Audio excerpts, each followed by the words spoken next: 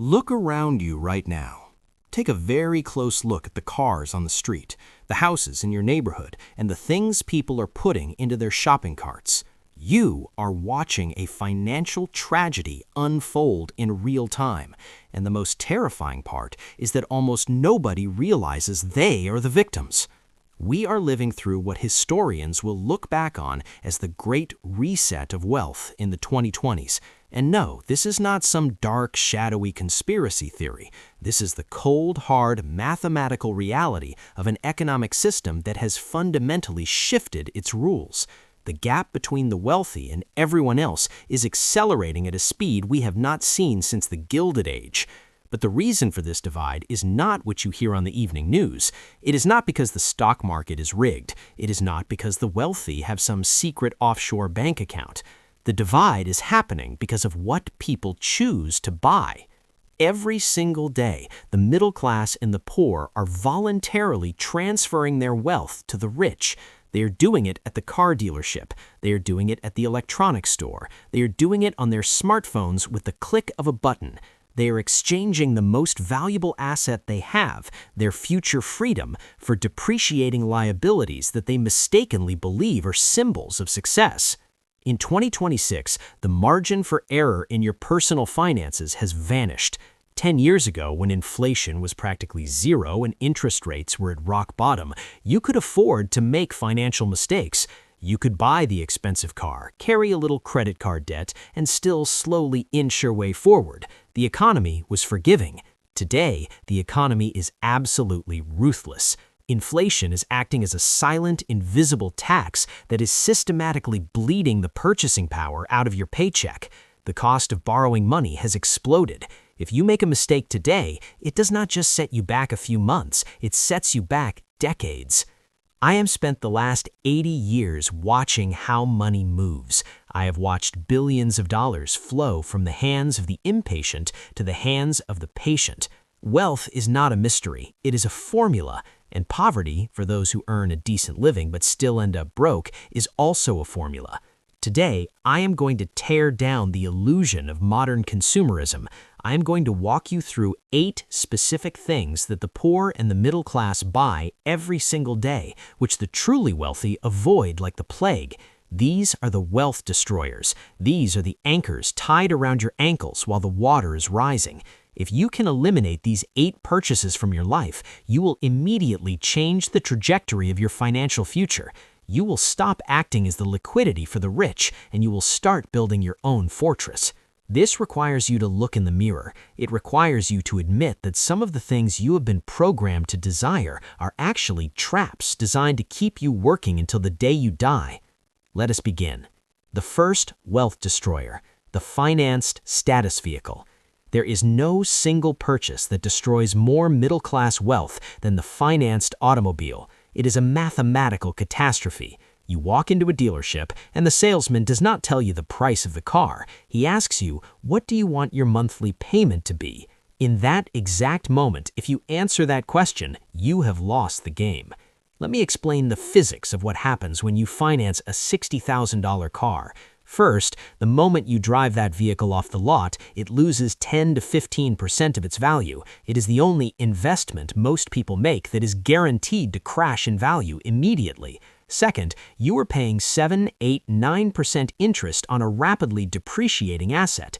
You are paying a premium to own something that is becoming worthless every single day. But the true tragedy is the opportunity cost. If you were paying $800 a month for a car, you were not just losing $800, you were losing what that $800 could have become. If you took that $800 a month and invested it in an S&P 500 index fund, returning an average of 10% a year, over 30 years, that car payment would have turned into nearly $1.8 million. When you finance a luxury car to impress people at a stoplight, you are literally trading $1.8 million of your future wealth for heated leather seats today. The wealthy do not do this. The wealthy drive cars they can buy in cash. They drive reliable, boring vehicles because they understand that a car is a tool to get from point A to point B, not a billboard to broadcast their net worth. If you want to be rich in 2026, sell the expensive car. Buy a used Toyota or Honda in cash. Take the difference and buy your freedom. The second wealth destroyer, the illusion of good debt for consumption housing. We have been brainwashed for generations to believe that your primary residence is your greatest asset. For many people, it is their greatest liability. Now, I'm not saying you shouldn't own a home, but the poor and the middle class buy a home based on the absolute maximum the bank will lend them.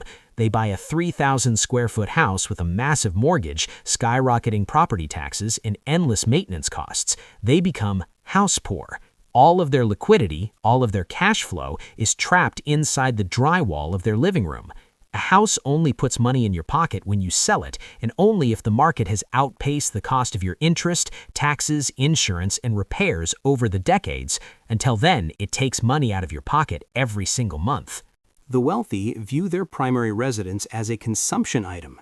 They buy a home that is well beneath their means. They do not view it as their retirement plan. Their retirement plan consists of productive businesses, cash-flowing commercial real estate, and equities. If 40 to 50% of your take-home pay is going toward keeping a roof over your head, you have no capital left to build a compounding machine.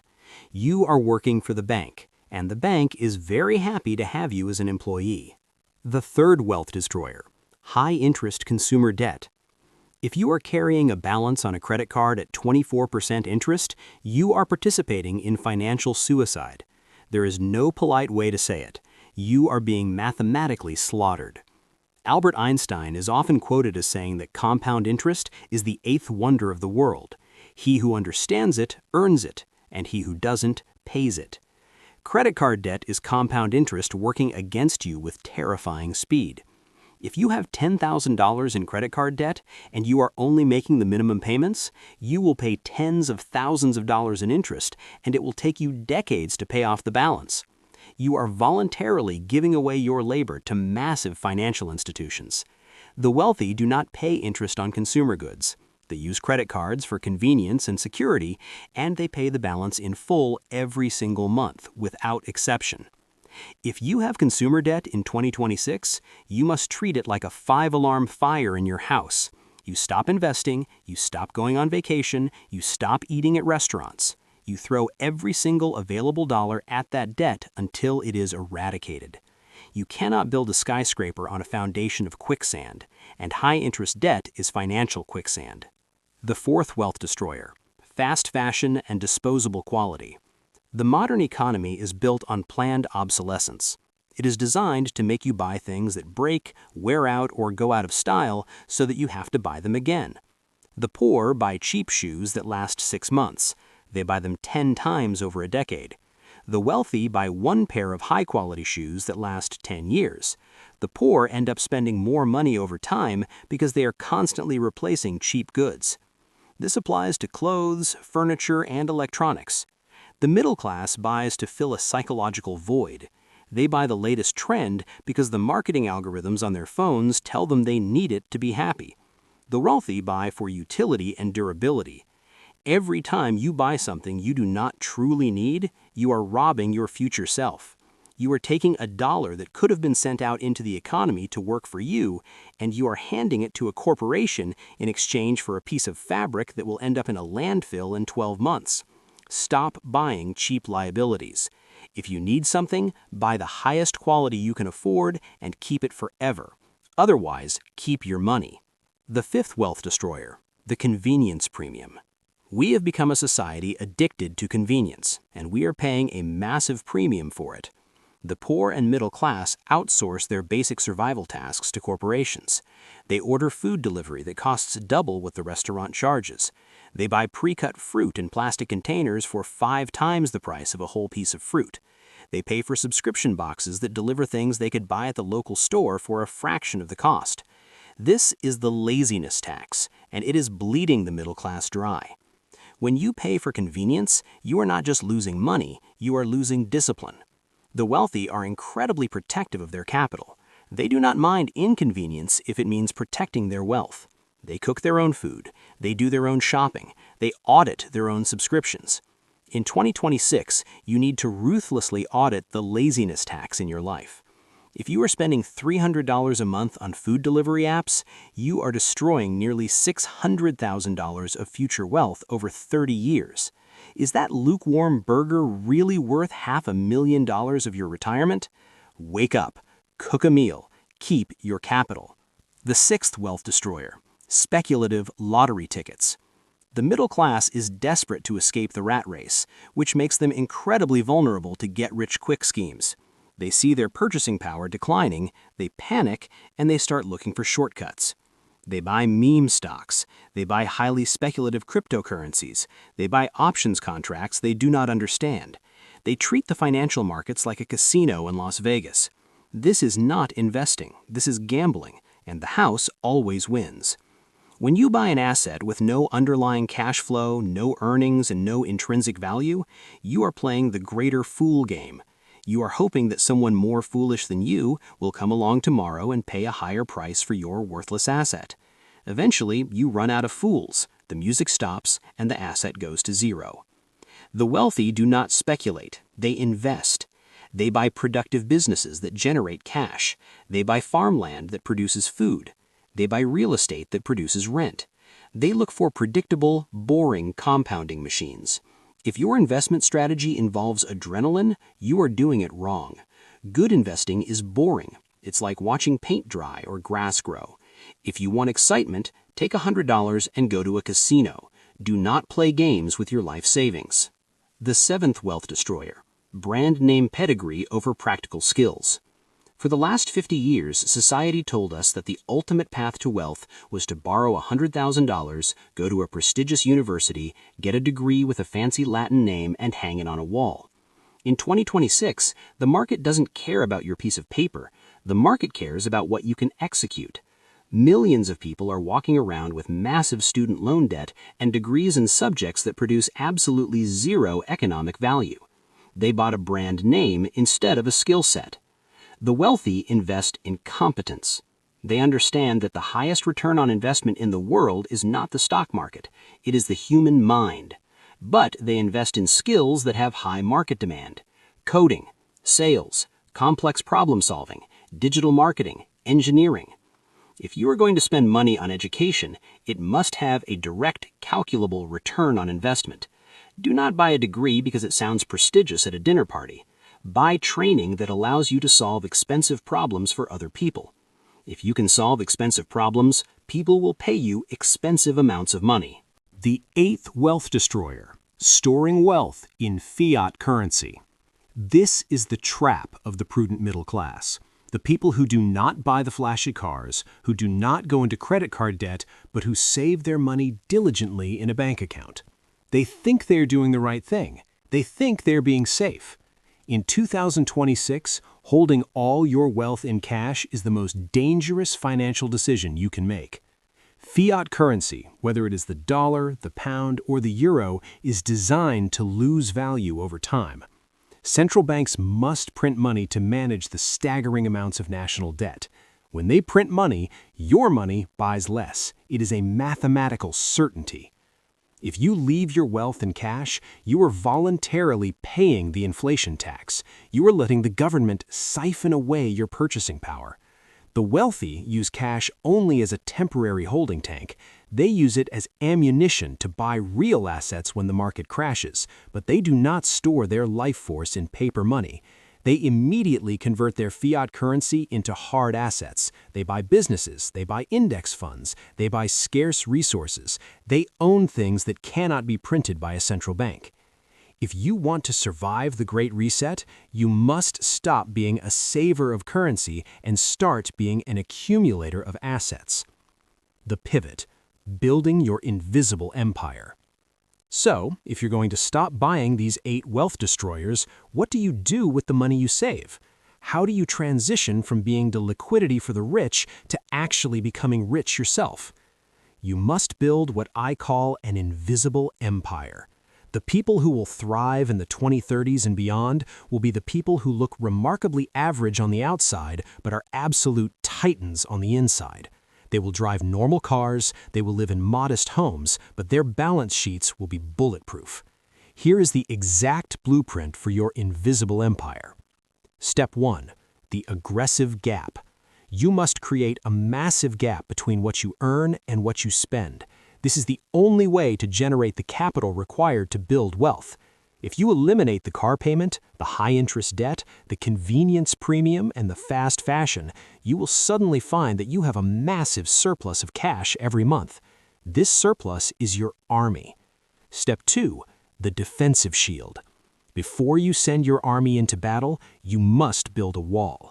You need a fully funded emergency reserve, 6 to 12 months of basic living expenses, sitting in a high-yield savings account or short-term treasury bills.